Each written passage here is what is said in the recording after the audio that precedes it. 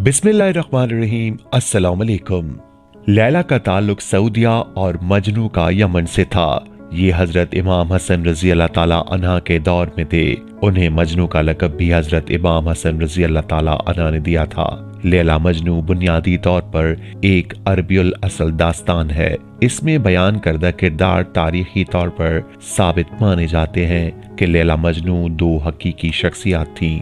मजनू का असल नाम याजिस नाम को असल तस्वुर किया जाता है। कैस इब्नुल मलू इब्ने मज़ाहिम है और वो एक मालदार नजदी कबीले बनु आमिर के सरदार का बेटा था। लैला का नाम लैला बिन्त मेहदी इब्ने साद बयान किया जाता है। निजामी गंजोरी के किस्से लैला मजनू के मुताबिक लैला और मजनू बचपन में ही एक ही मदरसे में पढ़ने जाते थे, तभी उनमें बाहिमी ताल्लुक पैदा हुआ। बचपन में कैस और लैला दोनों अपने कबीले की बकरियां चराते थे। वो साथ बैठते और आपस में बातें करते।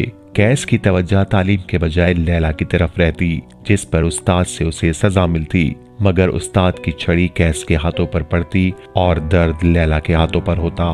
उस्ताद ने ये बात लैला और कैस के घर वालों को बता दी, जिस पर लैला के मदरसे जाने और घर से निकलने पर पाबंदी लगा दी गई। एक दिन अचानक ही कैस की नजर लैला पर पड़ गई और बचपन का इश्क ताजा हो गया। कैस ने लैला का हाथ मांगा, मगर लैला के बाप ने इनकार कर दिया। लैला के भाई तबरेज ने कैस को मारने की कोशिश की, मगर कैस ने उसी को कत्ल कर दिया, जिस पर कैस की सरेआम मोहब्बत का इजहार करने और लैला के भाई को मारने पर संसार करने की सजा सुनाई गई। कुछ कहानियों में तबरेज के कत्ल का किस्सा नहीं है, बल्कि रिश्ता देने से इनकार किया जाता है और कुछ अरसे बाद लैला की शादी किसी दूसरे के साथ कर दी जाती है, जिस पर कैस पागल सा हो जाता है। जामा अल जहर शोबा उर्दू के सरबराह डॉक्टर इब्राहिम मोहम्मद इब्राहिम अल मिस्री लिखते हैं कि लैला मजनू की शदीद इश्क मोहब्बत की कहानी कोई फर्जी दास्तान नहीं है, जैसा कि डॉक्टर ताहा हुसैन ने ख्याल जाहिर किया है। ये पहली सदी हिजरी का सच्चा वाकया है, जो कि अरब के नजद के इलाके में रोनमा हुआ और लाजवाल दास्तान बन गया। मजनू एक मालदार नजदी कबीले बनु आमिर के सरदार का बेटा था। वहाँ एक गोरा चिट्टा खूबसूरत और खुशगुफ्तार नौजवान था, शायर था। कैस ने लैला पर शायरी करते हुए एक जगह लिखा है, जिसका तर्जुमा ये है: वो एक चांद है जो एक सर्द रात में आसमान के वस्त में चमक रहा है। वो निहायत हसीन है। उसकी आंखें इस कदर स्याह हैं कि उन्हें सुरमे की जरूरत ही नहीं। कैस के वालिदैन अपने खानदान के साथ लैला के वालिद के पास गए और लैला का रिश्ता मांगा। लैला के माँ बाप को दागे बदनामी गंवारा न हुआ और उन्होंने रिश्ता देने से इनकार कर दिया। इसी दौरान कबीला सकीफ के एक नौजवान ने भी, जिसका नाम विर्द था, लैला को शादी का पैगाम दिया। लैला के वालिदैन ने ये रिश्ता कबूल कर लिया। कैस इस कदर मुस्तरिब हुआ कि वो बीमार हो गया। उसके वालिदैन ने चाहा कि वो अपने कबीले की किसी और खूबसूरत लड़की से शादी कर ले, मगर अब कैस लैला की मोहब्बत में इतनी दूर निकल गया था कि वापसी मुमकिन न थी।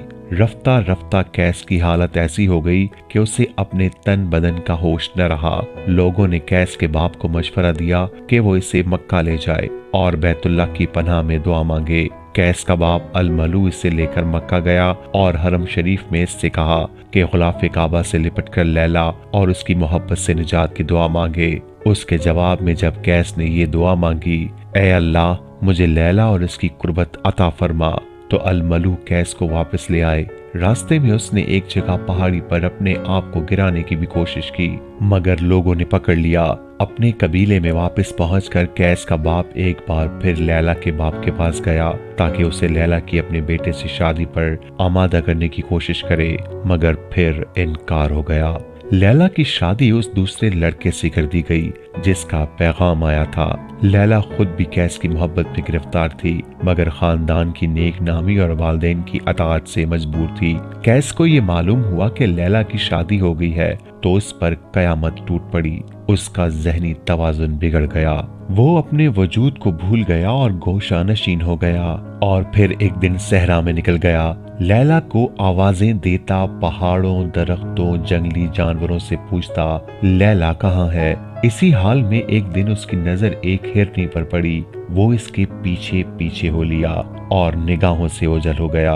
उसके घर वाले सहरा में उसे ढूंढते रहे। चौथे दिन वो इन्हें एक पथरीली वादी में रेत पर मुर्दा पड़ा मिला।